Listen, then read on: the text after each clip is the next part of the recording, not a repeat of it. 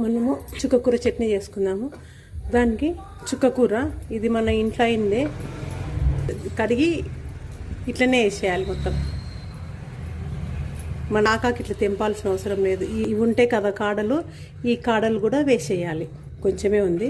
ఇది 4-5 మిరపకాయలు, ఒక గడ్డ ఎల్లిపాయ వేసిన, కొంచెం ఆయిల్ వేద్దాము, జీలకర్ర వేద్దాం.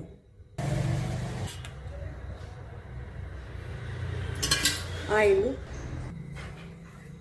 జీలకర్ర, కరివేపాకు, పసుపు, సిమ్ములు వేసుకొని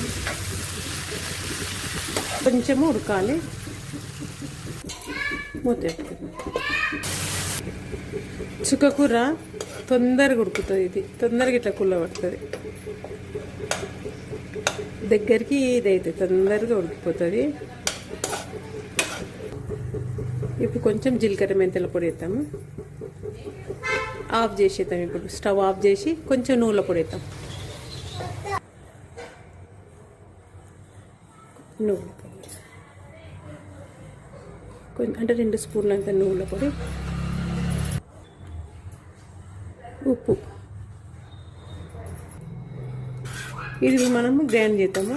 గ్రైండ్ చేసినాక మళ్ళీ దీనికి పోపు వేయాల్సిన అవసరం ఏం లేదు. డైరెక్ట్ గ్రైండ్ చేసేద్దాం అంతే. ఇంకా రైస్ ఆయిల్ ఉంటుంది ఇట్లా, నీరు పోయే వరకు ఉంచి వేయించాలి.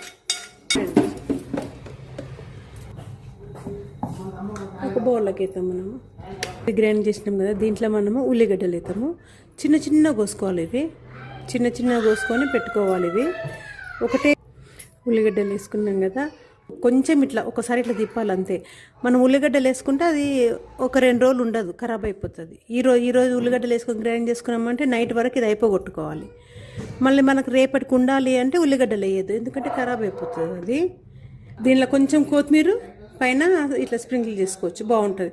ఒకవేళ మనకి ఇది ఎక్కువ జోరుగా అయింది అనిపిస్తే కొంచెము పొడి వేసుకోవచ్చు. కొంచెం నువ్వుల పొడి వేసుకుంటే సరిపోతుంది. ఆనియన్స్ వేసినాం. చుక్కకూర చట్నీ రెడీ అయింది. చుక్కకూర చట్నీ మీకు నచ్చితే లైక్ చేయండి, షేర్ చేయండి, సబ్స్క్రైబ్ చేయండి.